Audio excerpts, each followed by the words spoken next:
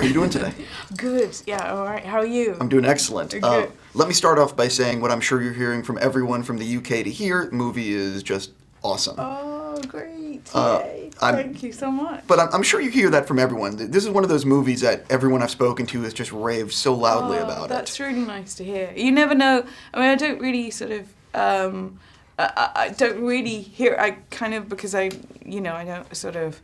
You don't know how much is genuine or what... And I don't really read reviews. So... But actually you see people really affected and with a lot of love is really lovely for it. And I'm just proud to be sort of in it and be part of it, especially Paul King is a very good friend of mine, so I'm just really proud of him.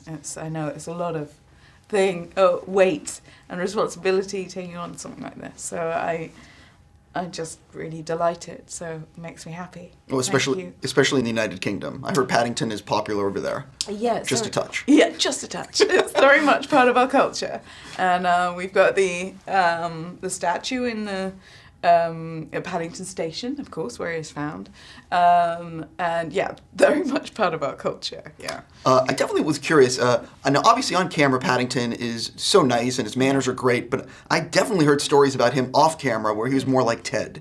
Right. Yeah, he was a bit rude. Yeah. He's new in the business. He's just starting out. You can kind of forgive him. He's so good in the film. You can forgive a little diva bear action. Right. No, it's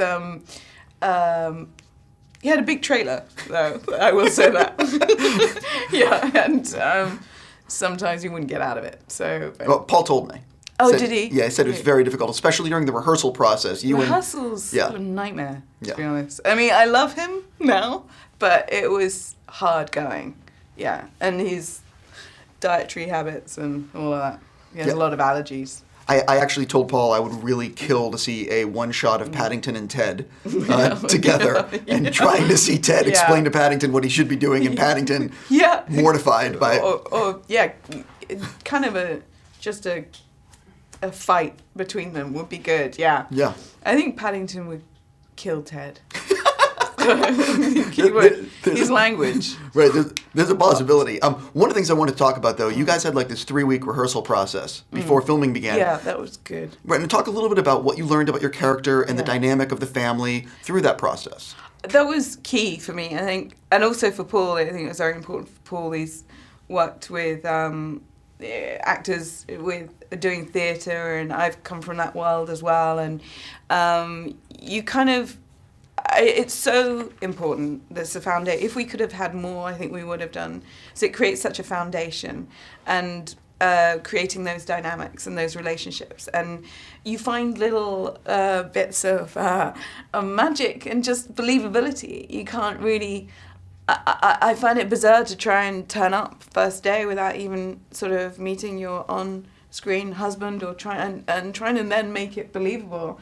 It's kind of impossible. So those improvisations are just so important, and making those moments that you can't necessarily write. They're just sort of in the air and in the ether, and those sort of seams between the words are what makes it believable and funny, and you want it to be truthful. So yeah, I loved, apart from the fact that Paddington didn't show up, but those rehearsals were great. Were really useful. I gotta go, but I'm assuming if they do a sequel, you'll be jumping right back in. I hope so. If Paul's involved, yeah, touch wood.